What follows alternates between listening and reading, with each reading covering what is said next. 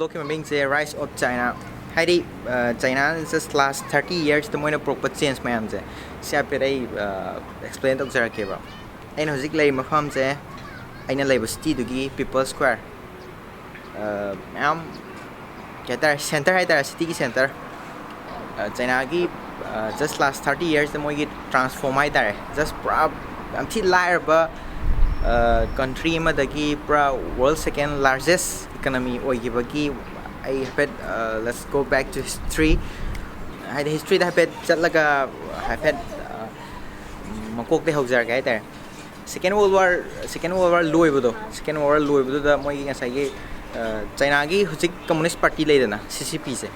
na taba party ma haiter Kuomintang haije sigi party na China se hamda palam meba haide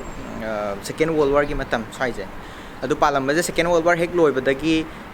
moi je sip moi party ani je ngasai gi CCP China gi communist parties na khaiter khra village area rural area haide khaidok nar paiter CCP na village area da laigiba the Kuomintang na city haide Beijing gumba Shanghai gumda laigiba ada sai village area da di CCP na lairamni na cha kai cha na khona ba moina provide torok ta ba haiter city da the provide torok ta mina sai party ani da khatnare da na party ani khatnar pa civil war taunare civil war taunab jitam CCP na mi yam hen to kai haiter communist party na mi yam ba dagi Kuomintang je mighty ba pi gre na the mighty pi ba de moi je Taiwan chakre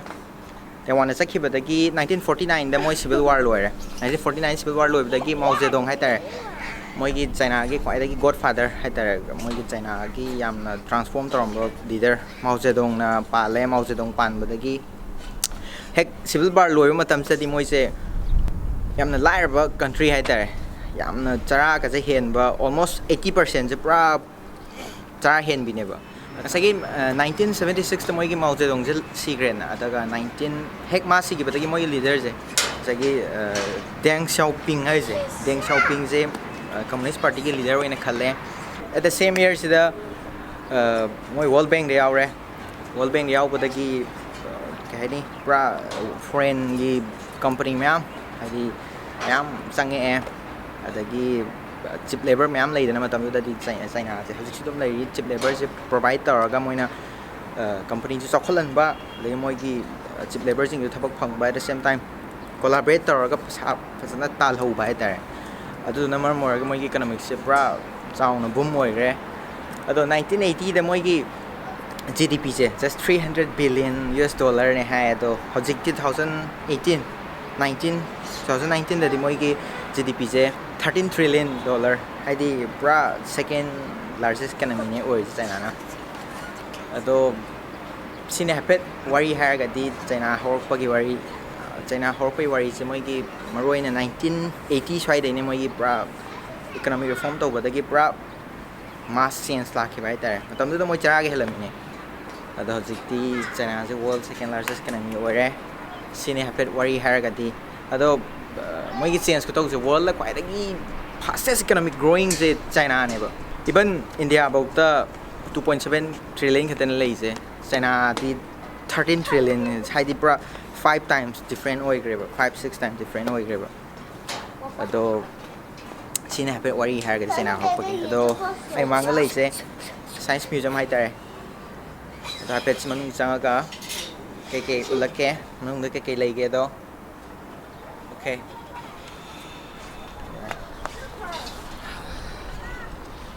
Sima pham se Kite Square hai ju khangnai People Square hai ju khangnai Wai Fang City ki center hai tar so ai ki building mam lai jina moi ki financial center bank leiba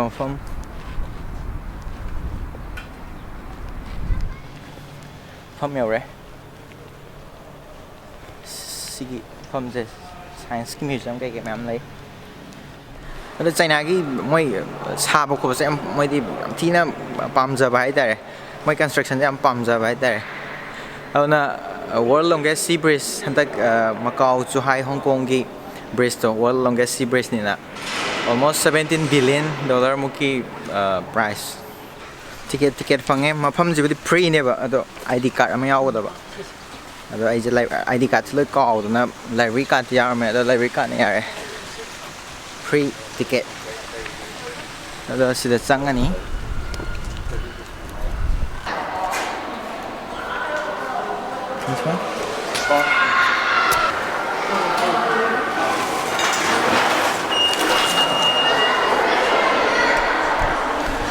check pass tꯧꯔꯦ manung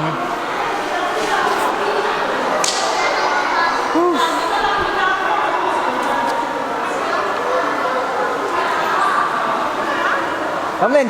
sibuk kayak gini.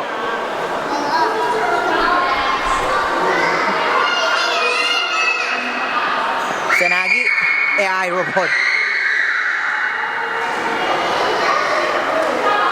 Robot keep prototype hai tare. Kubak tare, kubak.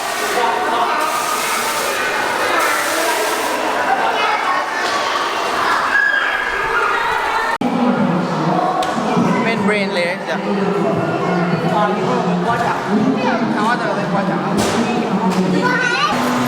Ang JCB thâu rất là chăng?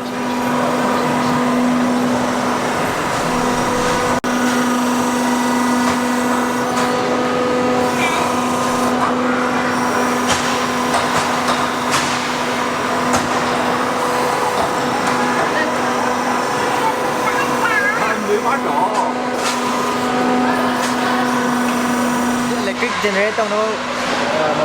model lại tại khung nổ là khung một cái bây giờ ô sudah ot laga sudah umba này mấy cái ngang khale itu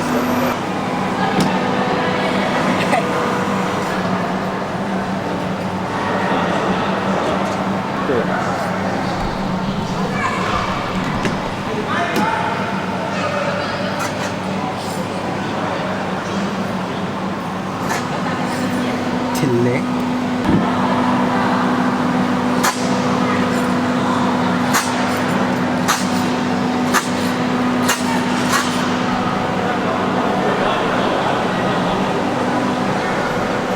Hello.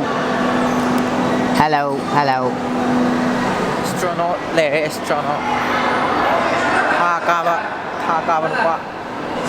Rocket man le.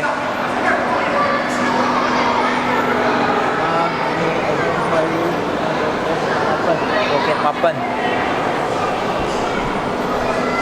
China cái tha khiêu mấy am được cái design mà.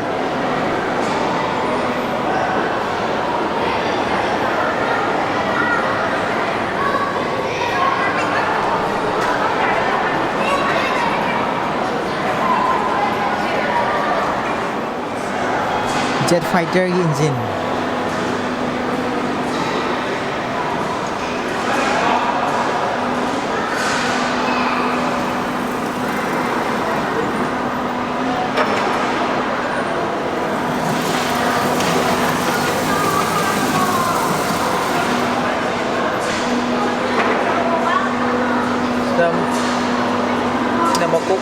Smoke.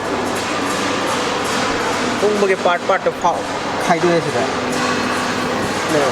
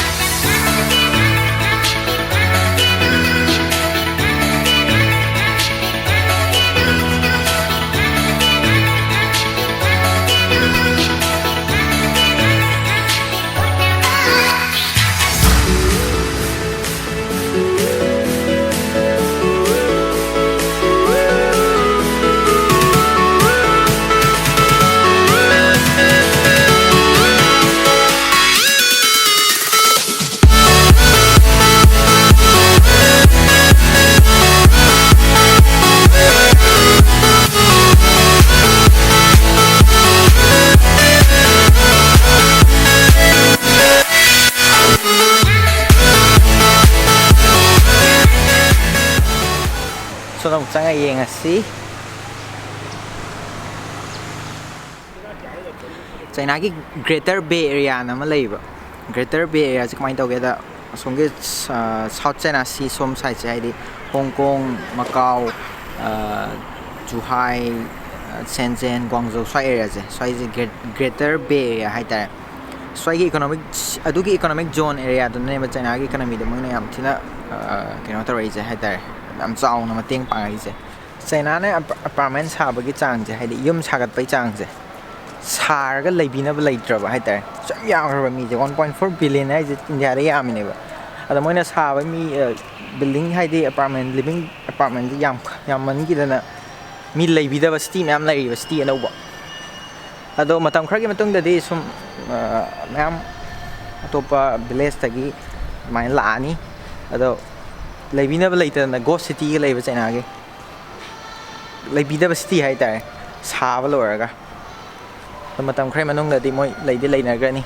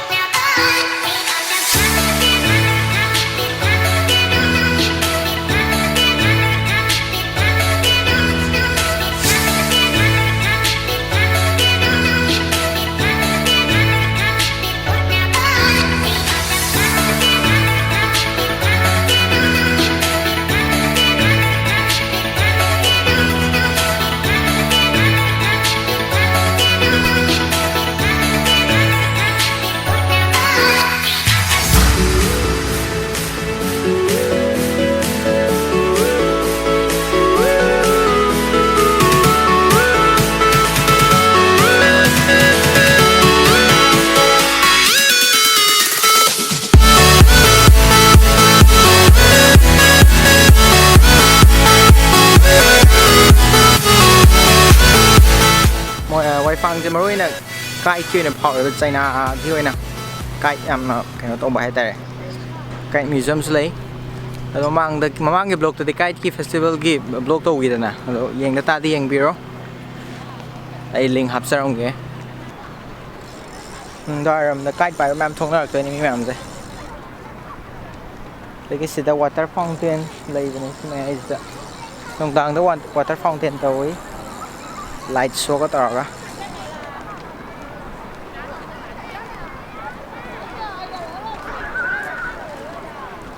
Although ngasi blog city rise of China se hork pai wari hai tar mate ma sum aina khangjaba aina kaino tokjaba knowledge to mathangi blog ta di China gi moi manung gi system gi oiba blog tokjarake ngasi na China ga brief story do ngasi gi blog sai loisalage mathangi blog tong thengnar see you guys in the next blog bye